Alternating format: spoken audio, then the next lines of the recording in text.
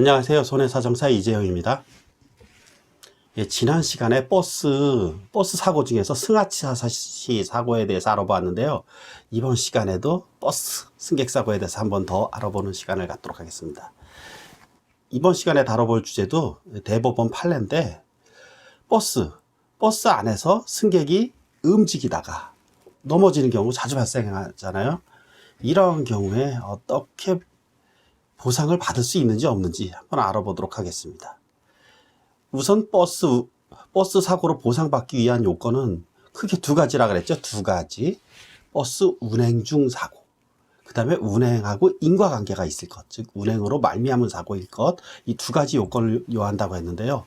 한번 버스 승객 사고를 생각해 볼까요? 승객이 안에서 서 있다가 넘어졌다, 움직이다 넘어졌다. 버스가 움직이고 있을 때, 버스 운행 중 사고 맞죠? 그 다음에 버스가 움직이고 있었기 때문에 그로 인해서 인과관계가 인정이 됩니다. 당연히 버스 운행 중 사고, 버스 운행과 인과관계가 있는 사고, 승객이 버스 안에서 버스가 이동할 때 넘어졌다면 요건은 충족됩니다. 그렇다면 이런 경우에 모두 보상이 될까요? 정답은 그렇지 않다입니다.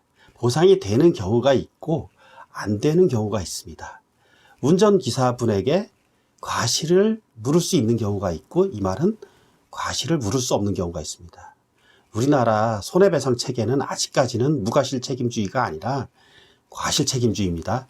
즉 가해자에게 과실이 없으면 손해배상 책임이 인정이 안 됩니다. 일반적으로는 보통 손해배상 책임에서는. 근데 한번 버스기사에게 과실이 있을까 없을까?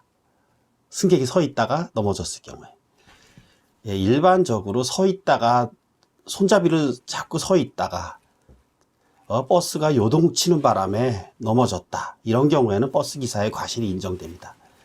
그런데 버스가 완전히, 이 대법원 판례에 나오는 내용은 완전히 정차한 다음에 승객을 완전히 다 내려줬습니다. 그리고 그 승객들이 모두 자리에 착석해서 앉아 있는 것까지 확인을 하고 버스를 출발시켰는데 갑자기 일어나갖고 승객이 꽈당 하고 넘어졌습니다. 이런 경우에 버스 기사의 과실을 인정할 수 있을까 없을까?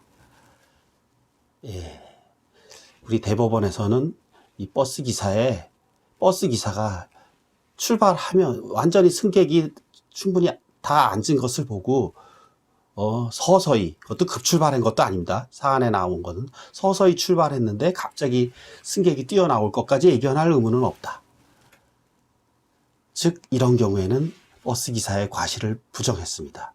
그렇지만 갑자기 승객이 일어났다 할지라도 버스가 갑자기 출발했다든지 급출발, 급정지, 이런 경우에 과실을 물을 수 있겠죠. 근데 이런 것도 상당히 실무에서 애매한 사안이 올 수도 있습니다. 사실은. 그렇지만 일반적으로 버스가 자기가 지켜야 될 주의 의무를 다 했는데도 불구하고 승객이 스스로 넘어진 것이라면 이때는 과실을 물을 수 없다는 것이 대법원 판례입니다. 하지만 버스 안에 사람들이 완전히 서 있었는데, 손잡이를 잡고 서 있었는데 승객이 넘어졌다, 이런 경우에는 일반적으로 버스 기사의 과실은 추정됩니다.